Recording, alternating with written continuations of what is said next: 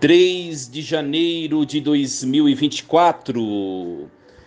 Nós estamos na quarta-feira do tempo do Natal, antes da Epifania.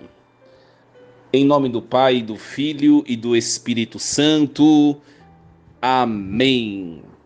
Meus queridos filhos e filhas, muito bom dia, vos saúdo com a paz de Jesus. Sejam todos bem-vindos a esse momento de reflexão da Palavra de Deus, que ecoa para o mundo por meio da voz da igreja. Sintam-se bem acolhidos. É bom sempre nós entendermos um pouquinho como que se estrutura a liturgia da igreja, né?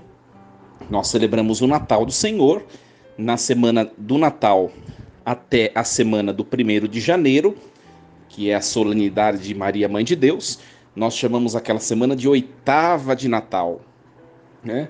Depois nós celebramos Maria, Mãe de Deus, e a semana que compreende Maria, Mãe de Deus, até o domingo seguinte, é o que nós chamamos de semana do tempo do Natal, antes da Epifania, né? O domingo seguinte ao dia 1º de janeiro, nós celebramos a Epifania aqui no Brasil, e essa semana nós chamamos de semana antes da Epifania, porque Epifania nós vamos celebrar domingo agora, que é a manifestação de Cristo, a liturgia. Depois da Epifania, nós vamos celebrar a semana do tempo do Natal, depois da Epifania, tá? A liturgia tem esses detalhes que é muito interessante nós compreendermos, né? Meus queridos, nesta manhã nós vamos meditar a primeira leitura que a igreja nos propõe. É o texto da primeira carta de São João, 1 João, capítulo 2, versículos do 29 até o capítulo 3, versículo 6. Caríssimos, já que sabeis que ele é justo, sabeis também que todo aquele que pratica justiça nasceu dele. Vede, que grande presente de amor o Pai nos deu, de sermos chamados filhos de Deus, e nós o somos. Se o mundo não nos conhece, é porque não conheceu o Pai.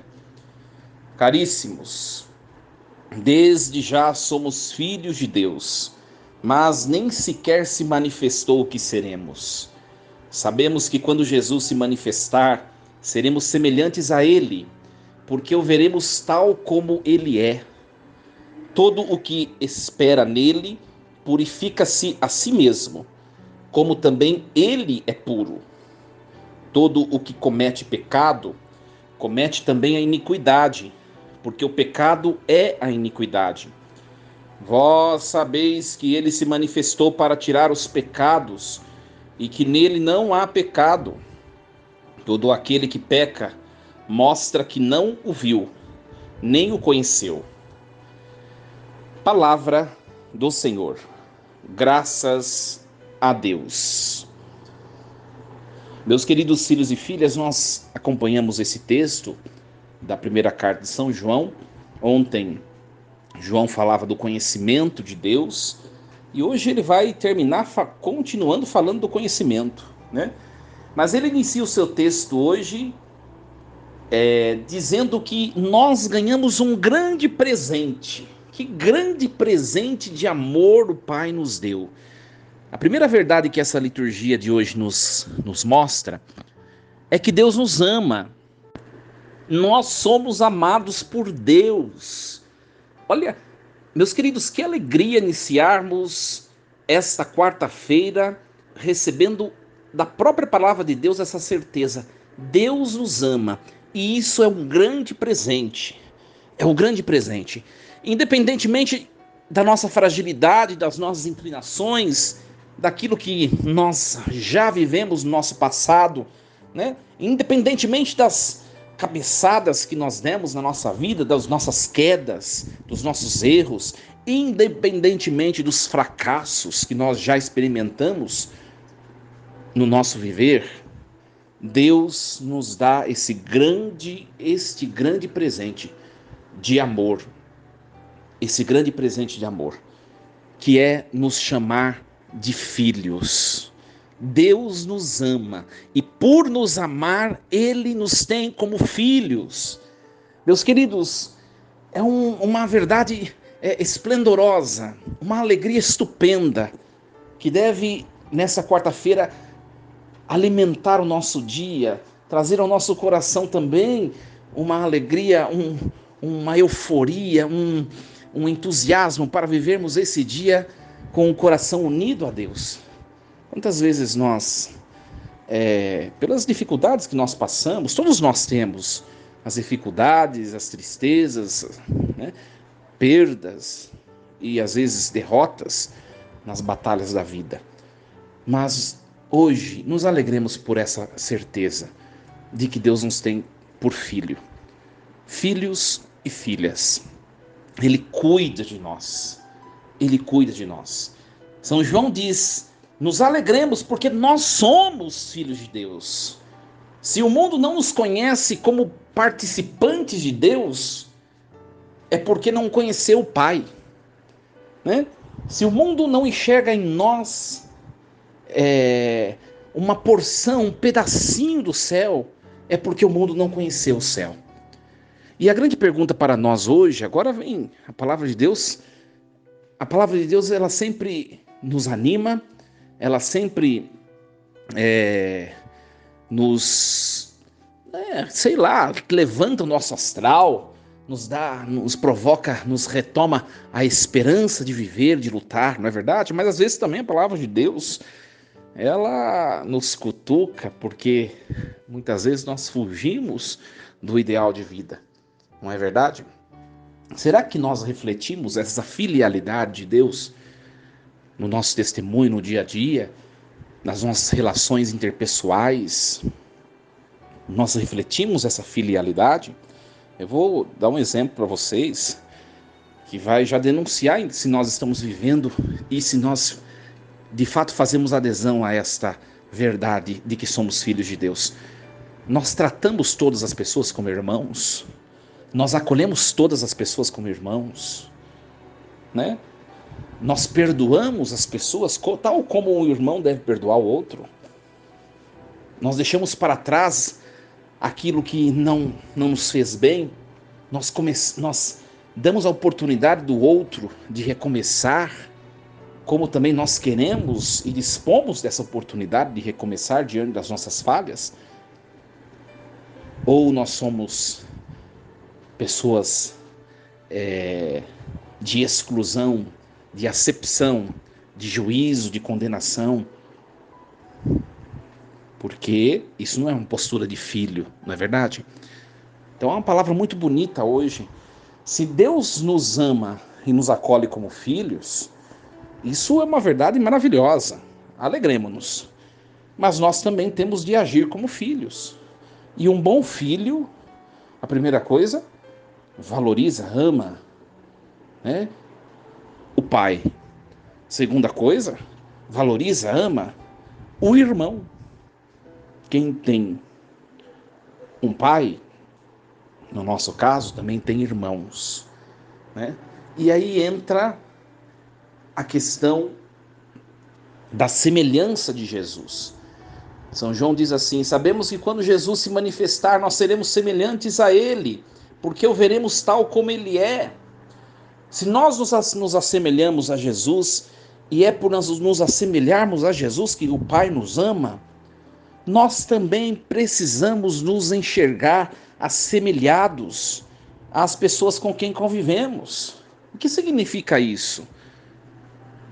Quando nós olharmos a fragilidade de alguém, minha gente, no fundo não olhemos a fragilidade. Olhemos aquilo que a pessoa ainda precisa descobrir de Deus, né? Olhemos aquilo que a pessoa ainda precisa se preencher na presença de Deus, né? Quem está longe de Deus não pode ser olhado como um inimigo. Nós não podemos olhá-los assim. Mas deve ser olhado como uma pessoa que precisa que alguém mostre a Deus para ela. Então é isso que a gente tem. Quando a gente muda o modo de enxergar as coisas, eu sempre falo para a pessoa, né? Quando você enxergar alguém que te fez mal, né, no fundo, eu sempre digo isso. Quando você enxergar alguém que te fez mal, você tem duas possibilidades ao emitir o seu olhar. A primeira possibilidade é você olhar condenando a pessoa. Essa pessoa é má, essa pessoa é má, essa pessoa não presta, essa pessoa não sei o que, essa pessoa não sei o que, não sei o que.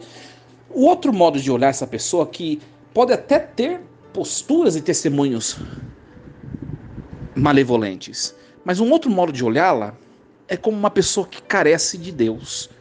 E quando eu olho desse jeito, eu consigo enxergar o outro como irmão, né? Alguém que faz o mal não faz o mal porque é maldoso, mas faz o mal porque ainda não se seduziu pelo bem supremo que é Deus. Quando eu enxergo dessa maneira as coisas, eu consigo transformar a vida do outro, porque eu vou enxergar o outro como parte de mim, como irmão. E junto de mim, ele também é filho de Deus. Olha a beleza de nós contemplarmos e vivermos essa dimensão da filialidade divina. Nós conseguimos transformar o mundo quando nós, de fato, meus queridos, tomamos consciência do que é ser filho de Deus. Ser filho de Deus, por excelência, e primeiramente, é nós nos reconhecermos como possuidores de um Pai eterno. Mas ser filho de Deus é muito mais do que isso. É nós reconhecermos também que nós temos um irmão. O primeiro e mais supremo irmão, o irmão perfeito, é Cristo Jesus. E depois de Cristo, as outras pessoas que Deus colocou em nossa vida. Se a gente entender isso, o nosso modo de enxergar o mundo vai mudar. E enxergando o mundo diferente, meus queridos, pelo nosso modo de enxergar o mundo, que é uma oração poderosa, nós transformaremos as nossas realidades. Pode ter certeza, certeza. Meus queridos, nós sabemos que Jesus, ele se manifestou para tirar os nossos pecados. E nele não há pecado, né? Diz o versículo 5. Nós também temos de nos manifestar às pessoas, até mesmo aquelas pessoas que estão na maldade, que não estão em Deus. Nós devemos nos manifestar a elas da mesma forma como Jesus de Nazaré se manifesta a nós, para aplacar o mal, o pecado, e fazer o bem vencer. Por isso que Jesus nos ensina sempre: paguem o mal com o bem, né? Paguem o mal com o bem. Pague a ofensa com o silêncio, né? Pague o furto cedendo seus bens, né? No fundo, Jesus, no Sermão da Montanha, ele vai ensinar a gente a fazer isso, que é vencer, que no fundo que é vencer da seguinte maneira: mostrando ao outro que o outro é filho. Meus queridos, se todos os seres humanos tivessem a consciência de que são filhos e que são amados por Deus, não existia maldade, com toda certeza.